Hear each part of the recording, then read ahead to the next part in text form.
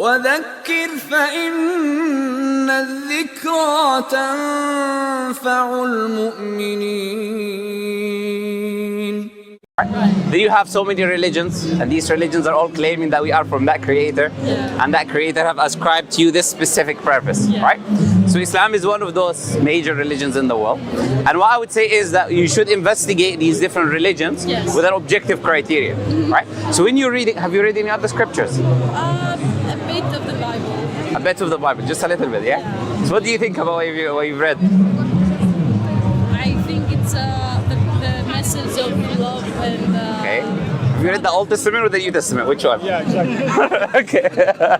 Because there is love here and there is no love here, right? Yes. I think that the message of love is universal in religions, and that I believe in. But the other stuff... Okay. But do you know there is a very, very beautiful verse in the Qur'an? It says, do you believe in parts of the book and disbelieve in others? Yeah. And this is actually addressing the Jews and the Christians. So he's saying if I believe in a creator, then I'm ought to follow whatever that creator ascribes. I have to be consistent, right? I cannot say I believe in God, but I will take this part of what God says, and whatever God says here, I don't like, right? So either it is from God or it is not from God. You agree with me, right? So you'd say, you agree or you disagree? I think you could take something that you think is true and some other thing that you don't think is... Yeah, of course. So based on what do you determine, you as a human being, as a subjective human, like myself that would be ignorant, we don't know everything, right? So how me as a subjective human being that doesn't know everything would be able to determine what is true or what is good in order for me to take and leave the rest? So what is your criteria to know what is good and bad? Your society? Sorry? It's functionality. What do you mean by that? Like, are you talking about utility? yes. Okay. So something is good because it does... Something is good because it helps you, like, there is no good or bad, it's aesthetics. Okay. So now you're talking atheism, right? Because there's something called nihilism. No, I'll explain what I mean. There's something called nihilism, which is if you don't have a creator or a scripture, you're bound to believe in subjective morality, which would mean there is no morality, as you said.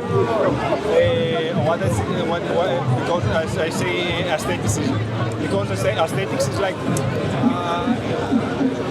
a feeling that you get that this is fine. I don't like this so much. Like. So are you the only one who has that feeling, or does everyone else have the same feeling? Everyone. So why do we disagree on laws? You don't. We don't disagree on laws? You don't disagree on laws. Like. Every country has its own laws and has its own... Nobody cares actually about laws. Like. What do you think about drinking alcohol? I'll give you an example. What do you think about drinking alcohol? If you want to drink it, No, but is it good or bad? You were just talking about morality. No. I didn't talk about morality. I talk about... No, I'm asking, is it good or bad? I don't care about morality. You don't care. But do you agree there is morality, whether we care or not? No. So there isn't morality. So if I eat my baby on breakfast, that's not really a bad thing to do. If I rape a woman, that's not bad. I say that however bad a sentence sounds, in another context, it could be good. Eating your baby in breakfast, in what context would be good? Spider, if you're a spider and you eat your baby, but we're not spiders, we're talking about human beings. In what context eating my baby in breakfast is good? No context, right? No. Like there can always be a context because it's fantasy. Like you could say whatever you want. You could say that your baby will spawn 1,000 Hitlers if you don't eat it that way exactly. We can make a scenario here. Give me a scenario. No. Eating my baby in breakfast. Okay. I'm waiting. I'm really interested to know in which scenario would it be good. What? In which scenario would it be okay? I'm not trying. By the way, look, I'm not trying to trap you. I'm trying to make you understand that what you're saying does not make sense objectively, right? Like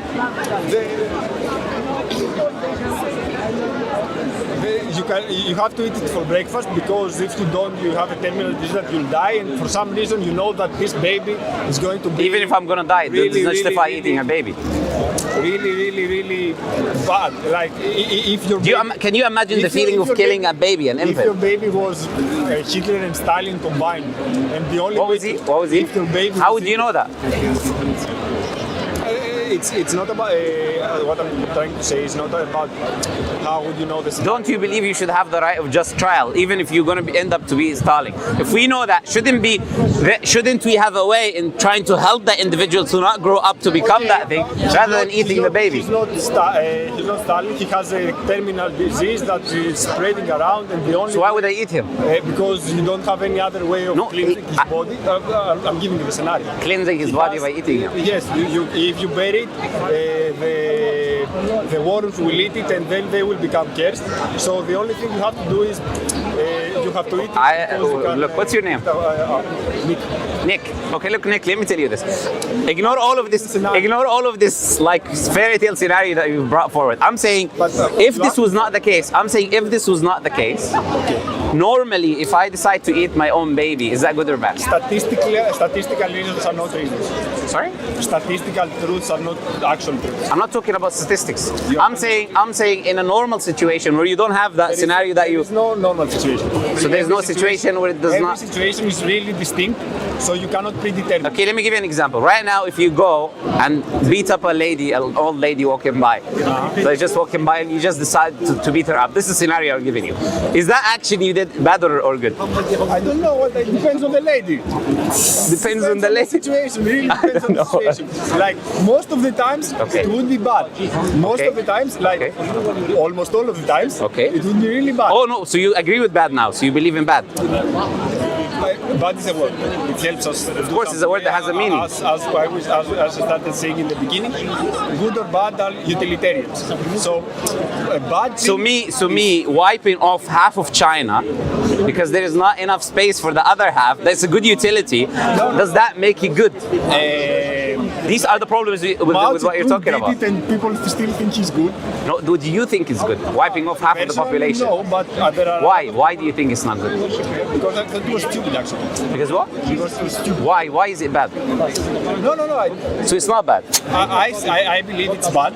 I'm trying. Why? Because it's stupid. Why is it stupid?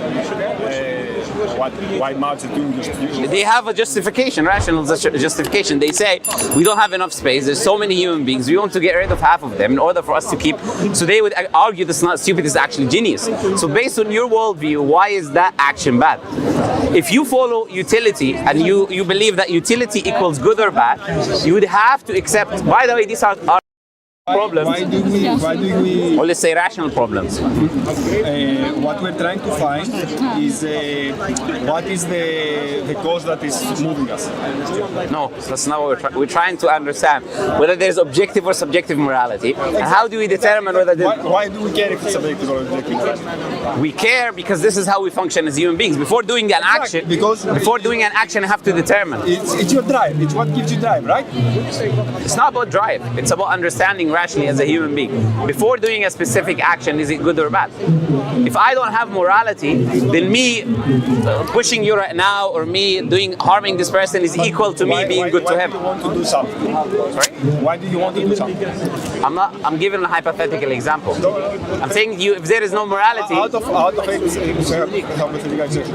is it that sparks you to do something? Before you judge if it's good or bad, you have to have a model. You have to Before you make any action, you have to determine whether it's good or bad. Before she came here today, I'm sure you had this idea whether it was good or bad to come here. Before we have this discussion, trying to think, is it good or bad? I'm actually thinking right now, is it good or bad to have this discussion? Where does want spawn from? Sorry? Where does your need, your want to For me, being human, my instincts are God-given by the Creator. They're within me. And they are the ones that drive me to move and make actions. So that's the answer to your question. Yeah, have fun. No, but still, you have not answered the question. Have fun doing that. Okay, sure. So what I was trying to make, the point I'm trying to make is this, right? If there is no objective morality, life becomes absurd, which is why what I was trying to demonstrate to you is that you eating your baby in your breakfast or you have an intercourse with your own mother becomes a normal thing because there is no right or wrong. Right? And that's the problem today with liberalism and the Western society.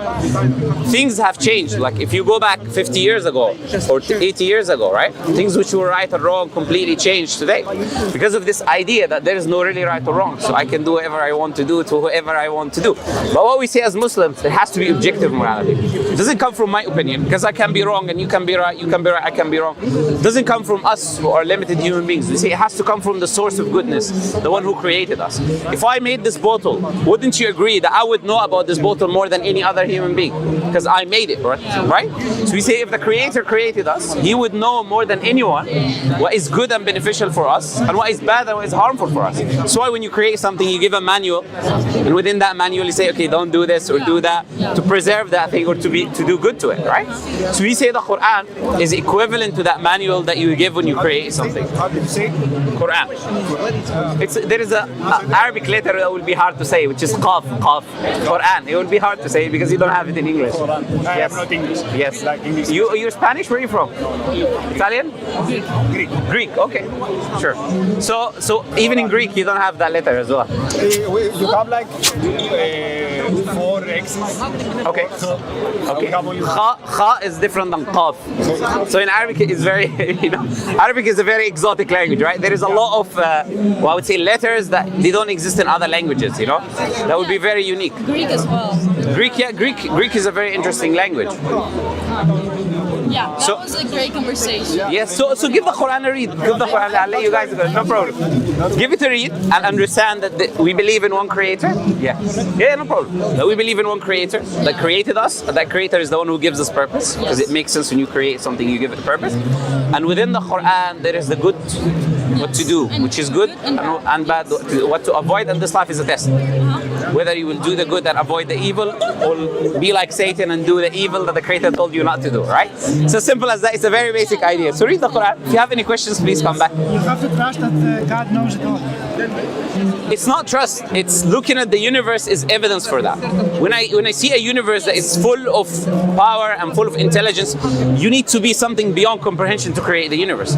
So I know that the creator is like that. It's not just that I trust him. If you believe that a God created everything, every living creature, it makes sense that he would know everything. Absolutely. If we are very, very small within this universe, we're nothing. In comparison to this vast, magnificent universe that has laws and planets and stars and galaxies, whatever created that would know what is best for me without a doubt, right? Yeah, so it's not a faith, it's a reality, we would say. We know that the creator knows better than us. Yes. Does that make sense? It makes sense, but it's so difficult because we were made many years ago, kind of being like animals. And now How do you know that?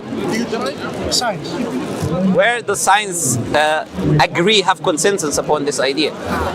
We're talking about evolution, theory of evolution, right? Now, theory of evolution is not something that is agreed upon by every scientist on Earth. There's a group of scientists that are called creationists, right? There's a group of people who try to harmonize between religion and evolution. And there's a group of people who are hard materialistics who believe in the theory of evolution. So us, as humans, we don't believe that man evolved from a common ancestry with monkey and he was a fish and he started. We don't believe that. In fact, I would say to believe in that is just like believing in a fairy tale. But for example, let me ask you this: how did the first creation or the first entity or the first cell come into existence? According to evolution, even it's called abiogenesis. Yeah, if you go back this way, How did we have the first? No one knows. That's the point. No, but they believe there was a thunder that hit the sea and billions of years started becoming a cell all of a sudden, and that cell started multiplying and then becoming a fish. That is so ridiculous to believe, I would say. If you compare it with any other kind of worldview, it would be very ridiculous to believe that, right? But still people believe it because just someone called, as you said, it's called the scientist told them about it.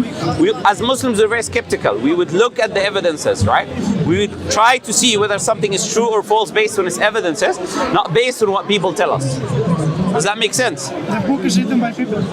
Which book? All the books are written. No, there's a difference between writing something and it being authored by the creator. So we're talking about authorship. I can write something that a genius told me about. Do you agree? Yeah. That does not take away from the fact that this work is genius, because the one who told me to write is the genius, right? So we're talking about the authorship. The book is authored by the creator, so it's irrelevant whether it's written by the creator or not. People that wrote the Quran were instructed by God. The people who wrote the Qur'an were instructed by the Prophet who told them exactly the words of the Creator. Which one was that? Which prophet? We believe Prophet Muhammad is the last and final messenger. Yes. But we also believe in the other prophets. So we believe in Jesus, Moses, Noah, and Abraham. But we believe Prophet Muhammad is the last one in the line of these messengers. Peace be upon them all, right?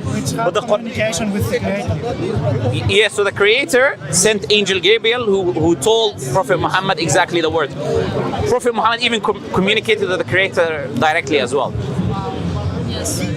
That's hard to digest as That's why we try to take things step by step. First, we have the step that whether there is a creator or not. That it's rational, there is a creator. Second step is that we investigate the scripture, and if there's objective evidence that it is from the creator, then based on that objective evidence, we would believe whether Prophet Muhammad did that or not. So if Prophet Muhammad came and he gave me evidence that he's a messenger of God, if I believe he's a messenger of God, that's more greater than just believing whether he spoke to God or not. Do you agree what I'm trying to say, right? So we say that Prophet Muhammad and the Qur'an has so much evidence that would demonstrate that this is from God, that is objective. Like for example, Prophet Muhammad spoke about the future that we're living in today. And he spoke about it 1,400 years before. And nothing that he said did not happen. So if he said X will happen, X will happen, right? For example, Prophet Muhammad said you will see the barefoot Bedouin Arabs competing. The Bedouins are Arabs who live in the desert. He said you will see the barefoot Bedouin Arabs competing in building the tallest buildings. What is the tallest building in the world today? Burj Khalifa in Dubai. So he said the Bedouin Arabs, you know Dubai was a desert 50 years ago. Why did it change? Discovered oil. The money came from oil, right? Prophet Muhammad said the earth will puke its treasures and money will become abundant within you. So he didn't only say that those Bedouin Arabs would be competing in building the tallest buildings in the world. He said the reason why they would be doing it. Prophet Muhammad named the countries that Islam will enter. And when he was naming these countries, he was being attacked by people in his society. He didn't know if he's going to live tomorrow or not. And he was saying, look, Islam will enter into what we call today Yemen, Jordan, Syria, Lebanon, Constantinople, Turkey, India, Pakistan. He said you will overcome the Roman and Persian Empire. Can you imagine few Arabs with no techniques, with nothing, overcoming the Roman and Persian Empire? And this is what happened. Muslims defeated the Roman and Persian Empire. In fact, one of the military leaders of the Muslims, Khalid ibn al-Walid, defeated the army that both the Roman and Persian Empire came together to fight the Muslims and they lost. Can you imagine the two biggest empires in the world losing against Muslims, right? So Prophet Muhammad made so many predictions. For example, the Prophet spoke about the deserts of Arabia. He said you will see the deserts of Arabia becoming green again. Which means he's saying two things, that they were green in the past, which is what Nature magazine is saying, and they will be green in the future, which is what's happening today, according to NASA. So how would Prophet Muhammad know what's happened? In the infinity of the future, every possibility is going to... But he's talking about the past and the future, both.